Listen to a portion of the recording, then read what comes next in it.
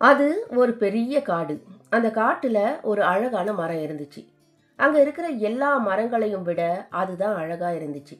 எல்லா காலங்கள்லயும் அந்த மரம் நல்லா பூத்து குலுங்கும். அந்த மரத்தோட பொந்துல ஒரு கிளி வாழ்ந்து வந்துச்சு.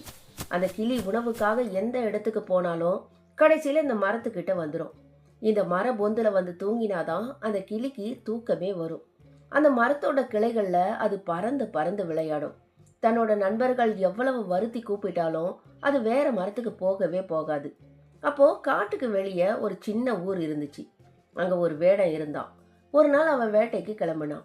விஷம் தடவிய அம்பை எடுத்துக்கிட்டு மான்களை வேட்டையாட முயற்சி பண்ணினான்.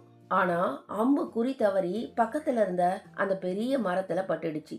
அந்த விஷ அம்பு பட்டதால நாளாக நாளாக இலைகள் எல்லாம் கொட்டி போய் அந்த மரம் காய்ந்து போயிடுச்சு. அந்த மரம் எந்த மரம் தெரியுமா? தன்னோட சின்ன வயசுல இருந்து ஒரு கிளி வாழ்ந்து வந்துச்சு இல்லையா, அந்த மரம் தான்.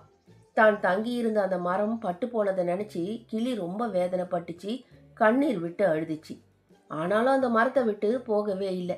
அந்த கிளியோட நண்பர்கள் வந்து, உன்னோட மரம் தான் பட்டு போயிடுச்சு, இப்பவாவது எங்க கூட வந்து தங்கிக்கலாம் இல்லையா அப்படின்னு கூப்பிட்டாங்க. அப்ப கூட அந்த கிளி அங்கிருந்து போகவே இல்லை.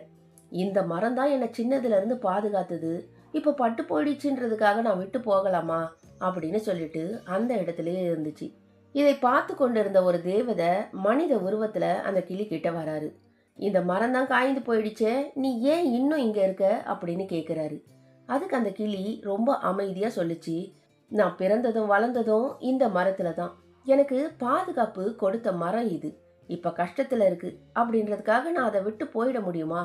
என்னால அந்த மரத்தை விட்டு போகவே முடியாது அப்படின்னு அந்த கிளி சொல்லுச்சு. அந்த வார்த்தையை கேட்டதும் மனதுருகி போன அந்த மனித உருவ தேவதை, உனக்கு என்ன வரம் வேணும் அப்படின்னு கேக்குறாரு.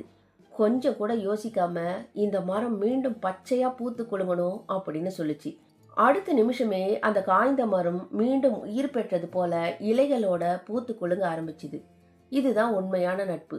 நல்ல காலத்துல மட்டும் இல்ல, கஷ்டத்துலயும் விட்டு போகாம கூட நிக்கிறது தான் உண்மையான நட்பு.